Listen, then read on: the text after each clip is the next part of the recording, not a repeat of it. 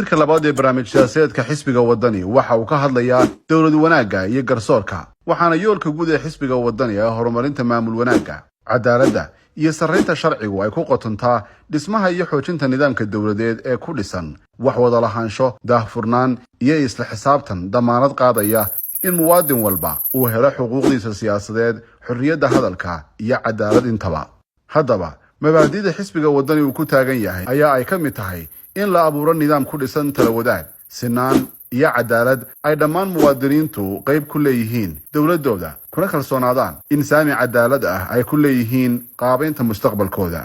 xukuumadda wadani si ay uga midho dhaliso aragtidaasi xisbiga waxa ay qaadi doontaa tallaabooyinkan soo socda kow waxay samayn doontaa tirkoob dadweyne oo lagu ogaanayo tirada dhabta ah ee muwaadiniinta Somaliland si loo helo saami qaybsi ku dhisan cadaalad waxay furi doontaa dastuurka si kaabis iyo dhamaystir loogu sameeyo wixii qabiyooyin ay ka soo baxay muddadii uu dhaqangalka ahaa si gaar ahna waxay ahmiyad u siinaysaa tabashada reer awdal iyo deegaanada kale ee Somaliland ee khuseeya arrimaha saamiga iyo horumarka xukuumadda xisbiga wadani waxa ay sinaan iyo cadaalad u qaybin doontaa khayraadka dalka barnaamijyada horumarinta shaqaalaha rayidka iyo dheefaha u soo kordha dalka sida deeqaha dhaqaale iyo waxbarashada iyo wixii la mid ah xukuumadda xisbiga wadani waxay ka koobnaan doontaa golo wasiir ah oo tiro ahaan ku kooban baahida jirta tayo ahaanna ku sifaysan karti daacadnimo aqoon iyo fahan qoto dheer ee xaaladaha dalka iyo daraska mustaqbalka 5 xukuumadda xisbiga wadani waxa ay waqtigooda ku qaban doontaa doorashooyin xor iyo xalaal ah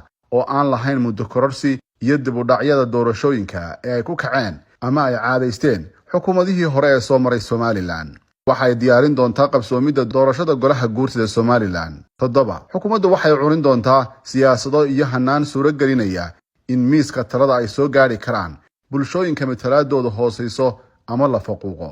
8 waxa ay dib u nooleyn doontaa hanaanka tala wadaagga iyo isdageysiga ah ee ay ku soo caanamaashay Somaliland 9 waxa gabi ahaanba horumarin iyo dib u habeyn lagu samayn doonaa hay'adaha garsoorka dalka si loo yareeyo muddada dacwadaha sidoo kalena waxaa meesha laga saari doonaa soo daahida cadaaladda 10